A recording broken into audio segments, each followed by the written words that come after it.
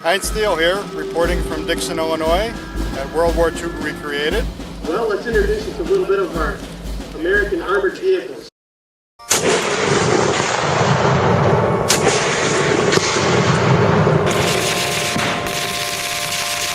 should go forward. Thank you.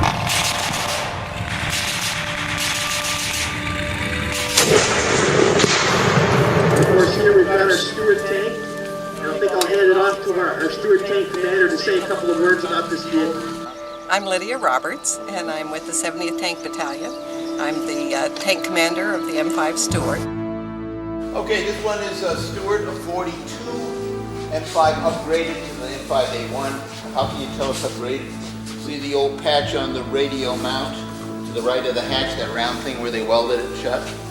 This is actually a 42, a early one.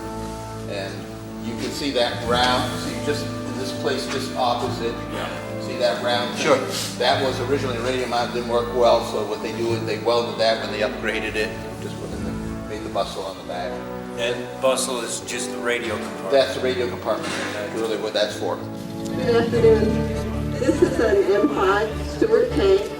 It was made in 1941.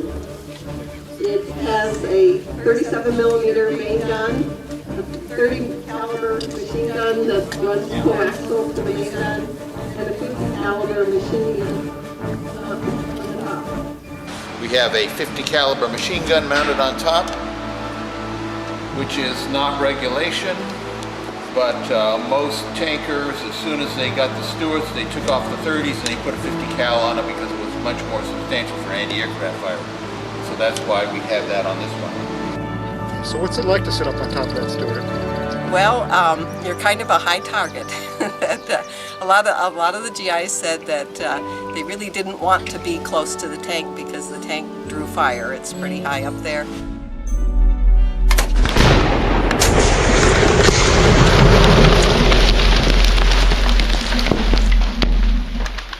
This is a crew of 4, the driver, an assistant driver, tank commander, and a gunner and loader. I do control the firing of the 37 millimeter gun, and we also have a coaxial 30 caliber machine gun, and so I control those up on top. This down here is the gunner's seat, and then we have over the other side here the commander loader seat.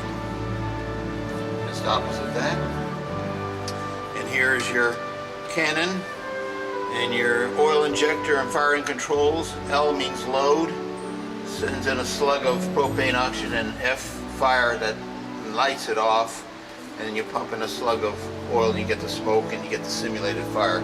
You see the machine gun over to the right, 30 cal.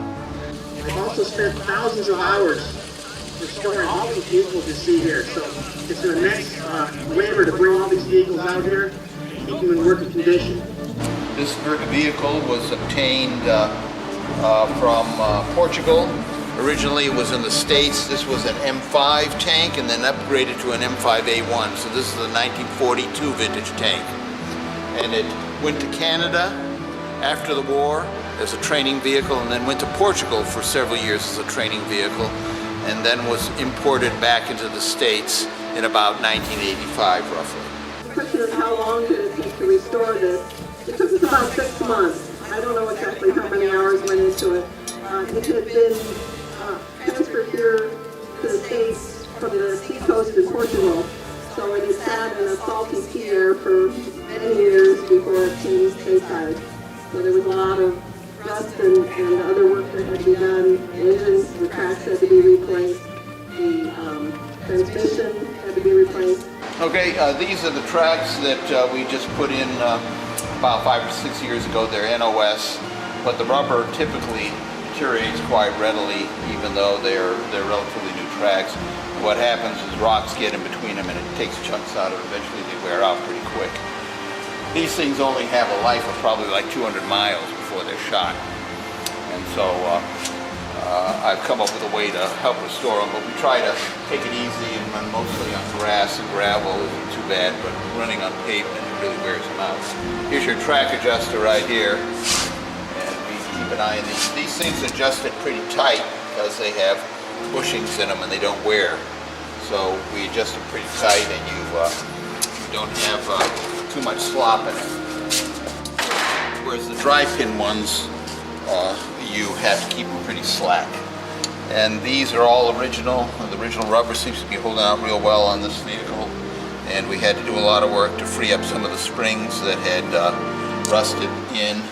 These are dry pin suspensions, and if they sit around for years, what happens, rust gets in them and they don't go up and down properly, and you have trouble operating the vehicle, going over bumps and things of that nature.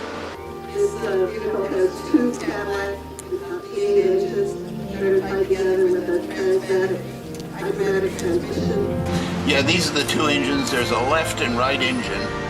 They tilt at a certain angle, so therefore you've got to make sure you have the left one on the left side, the right one on the right side. There's a slight difference. They're tilted because that's the only way they're going to fit in here. You can see the fan system. I put in fuel pressure regulators to make sure the carburation works properly. This is the dipstick is shown here, and we have the carburetor and ignition systems way up and back. These things are a pain in the neck to work in because you have to crawl inside there and try to fix everything. So you've got to take these shrouds off, you got to take the fans off and get inside there. So it was quite a lot of work to mess with. I've replaced the automatic chokes with manual chokes because the automatic chokes will often flood out the vehicle and it won't run properly. And we can see the new exhaust pipes I put in, everything like that. And these are the shrouds. And this is normally covered up during reenactments so nobody accidentally sticks their fingers in there. So it's an automatic transmission, but it's not power steering. Okay, we're seeing the gauges used to operate the tank, and we see the various ones, tachometer, oil pressure, voltage, and things of that nature. I've added a couple extras like these voltmeters to keep an idea of what's going on. We can see this is an automatic transmission tank originally, and we can see the shift lever right here. And there's neutral, drive, low, and reverse. And your seat is adjustable up and down when you're in battle. The seat goes way down so you can look inside the turret periscope area. Here's a spare periscope down here. We can see that in a slot, and that will go right up above. Over here is the this is the high and low range selected lever. I had to do some plumbing on that in the transmission to get it to work because the governors on these things are all shot. So I manually select high range. She'll kick into high range and go at a higher speed. Here's your oil reservoir gauge that checks the oil in the transmission here. This is the final drive unit.